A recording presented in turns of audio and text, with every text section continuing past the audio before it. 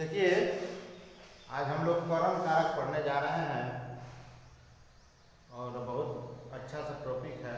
ध्यान से सुनिए, समझिए। करण कारक परिभाषा होता है कि जिसके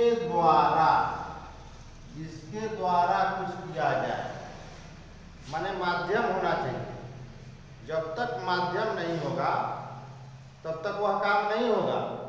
जिसके द्वारा कुछ किया जाए उसको हम कहेंगे करण कारक। जैसे देखिए, मैं किस चीज से लिख रहा हूं? चौक से ना। मैं चौक से लिखता हूं।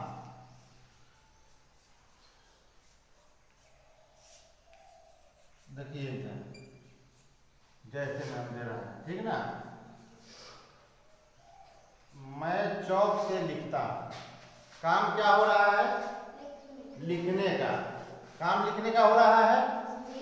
लेकिन मैं प्रश्न आप कीजिए, मैं किस चीज से लिखता हूं? चौक से लिखता हूं ना। यानी अगर चौक नहीं रहता तो लिखने का काम नहीं होता है ना। तो यहाँ जो से है यही करण कारक है। अगर इसको हटा दें, मान लीजिए इसको हटा देते हैं, अगर इसको हम हटा दें, मैं चौक लिखता हूं, तो क्या यह वाक्य सही होगा? नहीं होगा। होगा? इसमें आप इसका माध्यम है कि हम चौक नहीं रहेगा तो यह लिखने का काम नहीं होगा। तो यही से करण कारक है। समझ रहे हैं? माध्यम जब तक नहीं रहेगा वह काम नहीं सधेगा ना। वह बस से स्कूल जाता है। स्कूल जाता है। बताइए कि काम क्या हो रहा है?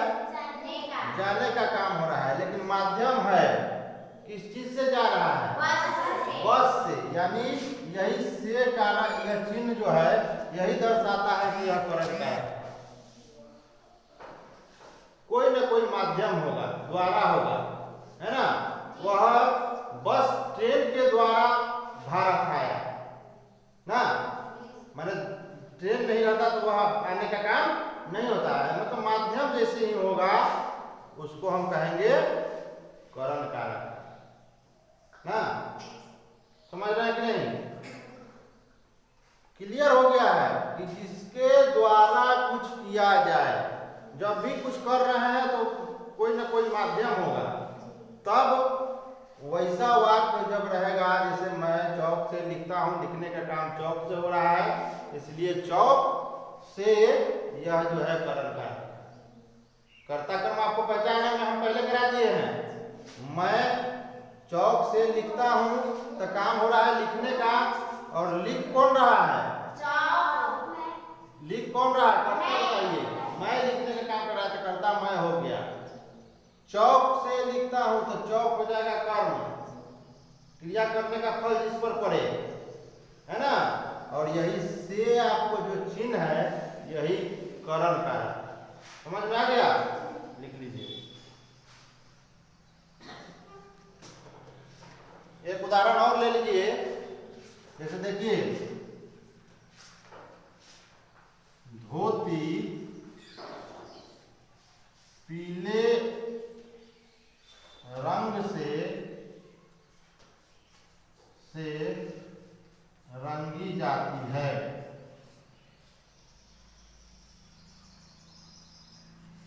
अब बताइए यहाँ कहाँ छुपा हुआ है कारक? से ना।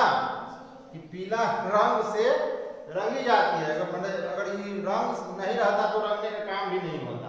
माध्यम हो गया कि रंग से ही रंग जाए, पीले रंग से ना।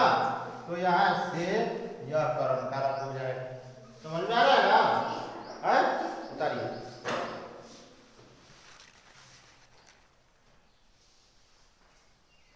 देखिए संप्रदान, संप्रदान कारक जो है, संप्रदान का मतलब है प्रदान करना, देना, है ना। संप्रदान का मतलब होता है देना, जिसके लिए, देखिए परिभाषा में, जिसके लिए कुछ किया जाए, है ना। माने मैं किसी के लिए कुछ कर रहा हूं, वहां संप्रदान कारक होगा। जैसे देखिए, जैसे देखिए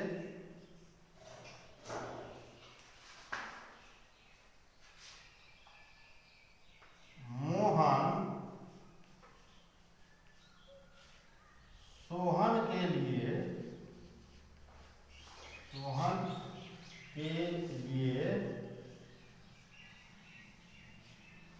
कलम खरीदा, कलम खरीदा।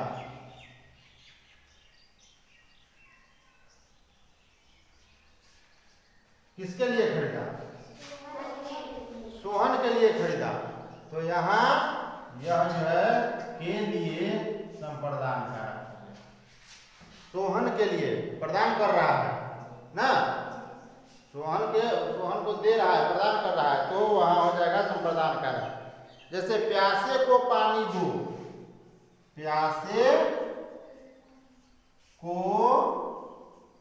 पानी दो। अब देखिए किसको पानी दो? प्यासे को पानी दो। तो यहाँ को जो है किसी के लिए है, संप्रदान कर रहा है, प्यासे को पानी देना है, संप्रदान करना है, दे देना है, तो यहाँ संप्रदान कारक को चिन्ह है, ठीक है ना। इसी को हटा देंगे तो प्यासे पानी दो हो जाएगा, तो वाक्य सही नहीं होगा।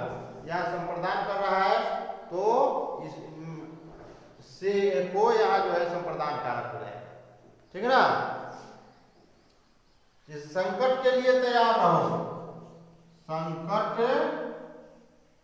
के लिए तैयार रहो। मान लिया कि संकट आएगा, उसके लिए आपको तैयारी की जरूरत है कि नहीं? तो संकट के लिए दुख विपत्ति जब आएगा उसके लिए तैयार रहना होगा आपको पहले से, है ना। तो यहाँ के लिए संप्रदान कर रहा है, यही के लिए यहाँ संप्रदान कर रहा है, ठीक है। समझ में आ रहा है ना? लिखिए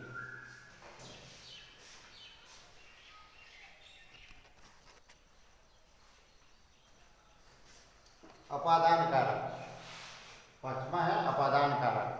अपादान, अपादान का मतलब होता है अलग होना, अपादान का मतलब होता है अलग होना, समझ रहे ना। परिभाषा में मैंने लिखा है कि जिससे अलगाव माने अलग होना या जुदाई, वही बात है।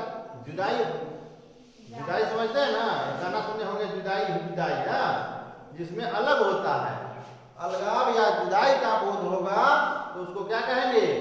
अपादान कारक, ठीक है। जैसे देखिए जैसे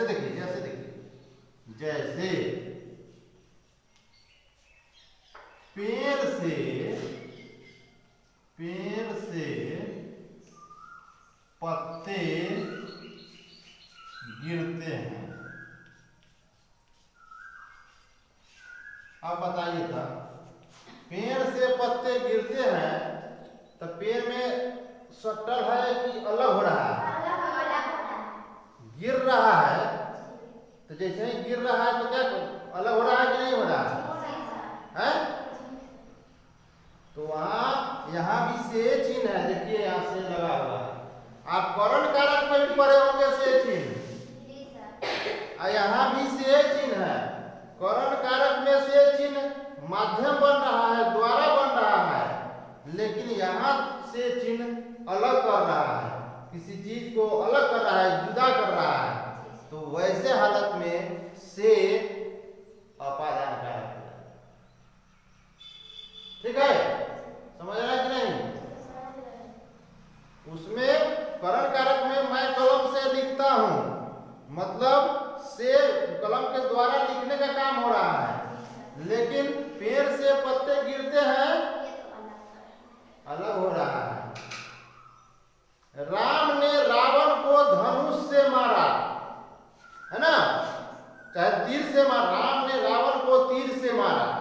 तो वहां कौन कारक होगा? तीर से मारा। अगर तीर नहीं रहता तो मारने का काम नहीं होता, मतलब तीर के द्वारा मारा, समझ रहे ना? तो वहां तीर से करण कारक हो जाएगा, ठीक ना? और वही बात तो कहा जाए कि धनुष से बाण छूटते हैं, चाहे धनुष से तीर छूटते हैं, तो धनुष से तीर अलग हो रहा है कि नहीं हो रहा है? तो वहां से अपादान कारक हो जाएगा। राम ने रावण को तीर से मारा, वहां करण कारक। धनुष से तीर छूटते हैं चाहे निकलते हैं, वहां अपादान कारक। समझ में आ रहा है? अपादान कारक पूछता है कभी कभी प्रश्न आप ऊपर के क्लास में कि अपादान कारक और करण कारक में अंतर बतावे, तो वही अंतर आपको बताना होगा कि वहां से का जो चिन्ह है वो द्वारा का बोध कराता है, और यहाँ से जो चिन्ह है वहां अलग का बोध करा रहा है। समझ में आ रहा है कि नहीं? जी सर। बंदूक से गोली छूटी, बताइए कौन कारक होगा? बंदूक से गोली छूटी,